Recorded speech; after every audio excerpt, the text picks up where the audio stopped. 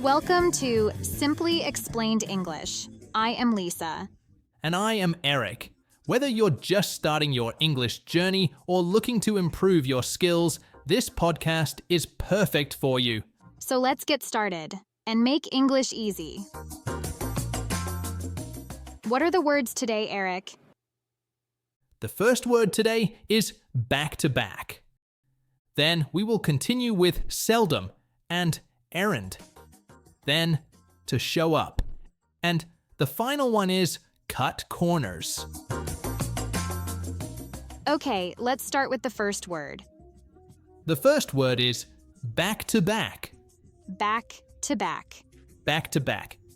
This phrase means doing things one after another without a break in between. It can also mean two people standing with their backs touching each other. That's right, Eric. Let's give some examples to help our listeners understand better. Sure. Here's my example.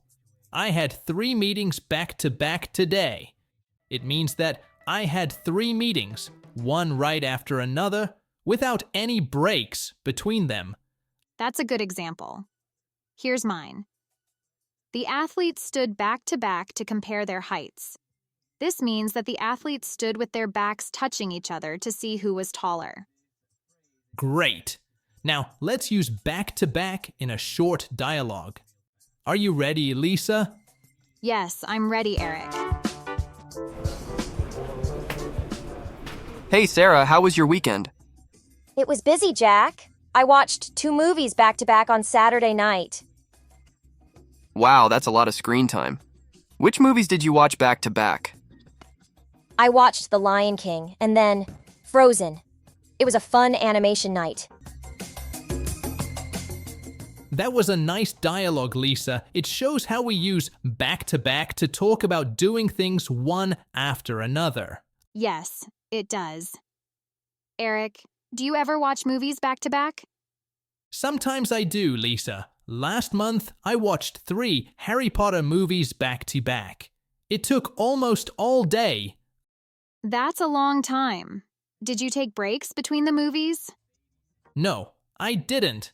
That's why we say they were back-to-back. I started one right after the other finished. I see. It's important for our listeners to know that back-to-back doesn't change its form. We don't say back-to-backed or backing-to-back. Exactly. It's a simple phrase to use once you understand its meaning. Do you think watching movies back-to-back is a good way to learn English, Eric? It can be, Lisa. It helps you hear a lot of English at once. But it's important to take breaks and think about what you've heard. I agree.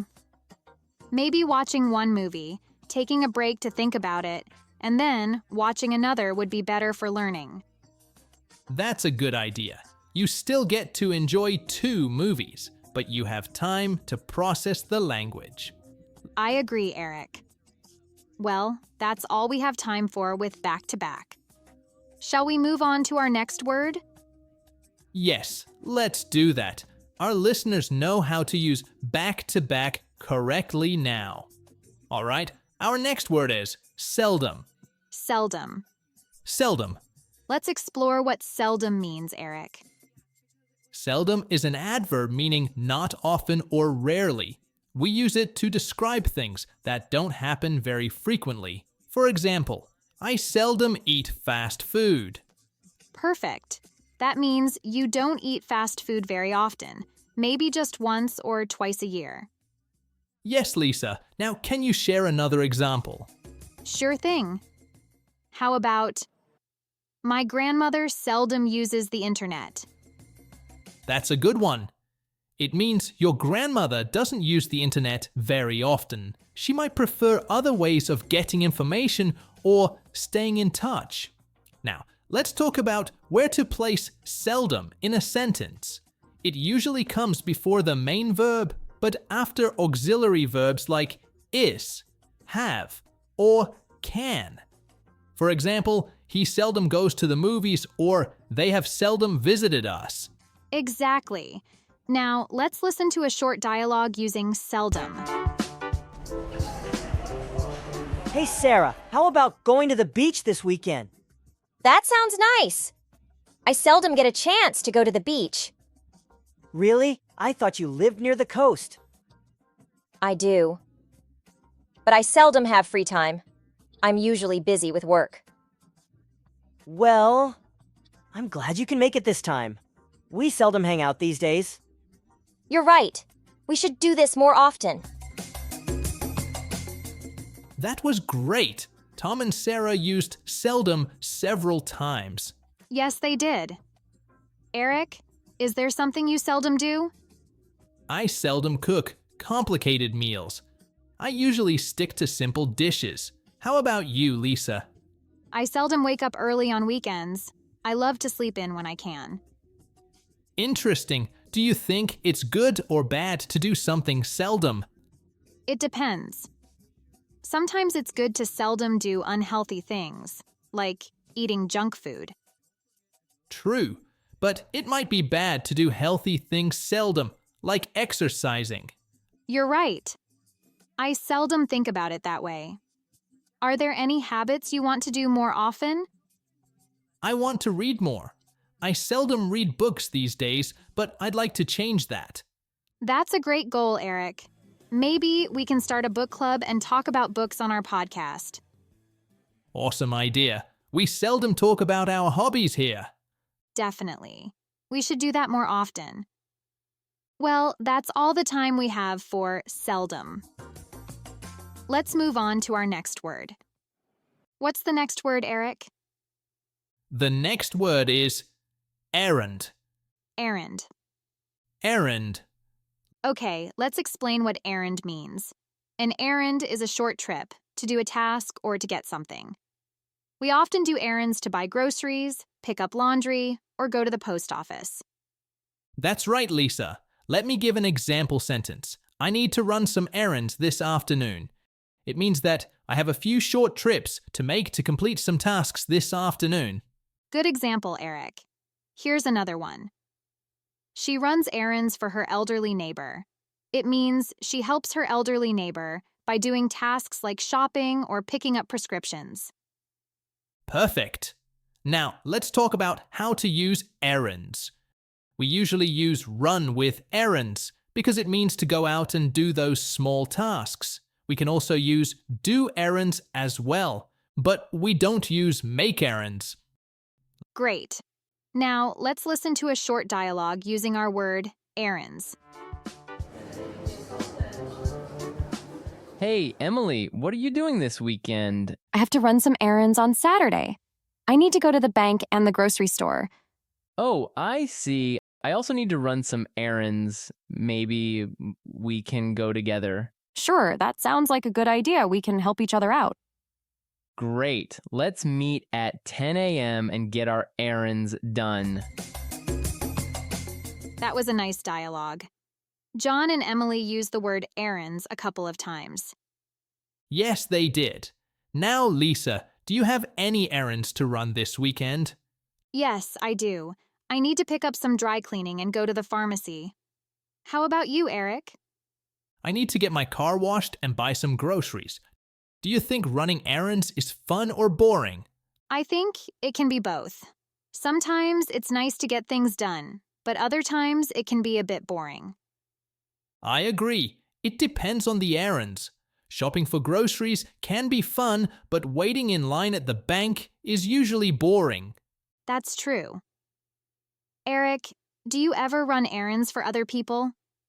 Yes, I sometimes help my neighbors with their errands. It's a good way to be helpful. That's very kind of you, Eric. Well, I think we have explained errand fairly enough. Let's move on to our next word. What's the next word, Eric? The next word is show up. Show up. Show up. Show up is a phrasal verb that means to arrive or appear at a place, especially where you are expected to be. Let me give an example sentence. He didn't show up to the meeting yesterday. It means that he did not come to the meeting yesterday. Good example, Eric. Here's another one. she always shows up on time for her classes. It means that she always arrives at her classes on time. Perfect. Now, let's talk about how to use show up. This phrase is often used when talking about someone's presence at events, meetings, or other scheduled activities. Now, let's listen to a short dialogue using our phrase show up. Mark, did you see Jack at the party last night? No, Sarah, he didn't show up. I wonder why. That's strange. He usually shows up for all the events. Yes, I hope everything is okay with him. Now, let's talk about the dialogue, Eric. Do you think it's important to always show up on time? Yes, I think it shows respect for others. What about you, Lisa? I agree. Being late or not showing up can cause problems. Have you ever had an important event where someone didn't show up, Eric? Yes, once I had a meeting, and a key person didn't show up. It made things difficult. What about you? Yes, I remember planning a party and one of my best friends didn't show up. I was worried about her. Why do you think people sometimes don't show up? I think sometimes things come up, or they forget, but it's always good to let others know if you can't show up. Absolutely. Communication is very important. Well, that's all for the word show up. We hope you found it helpful. Okay, now it's time to explain the last word of today. What's the last word, Eric? The last word is cut corners. Cut corners.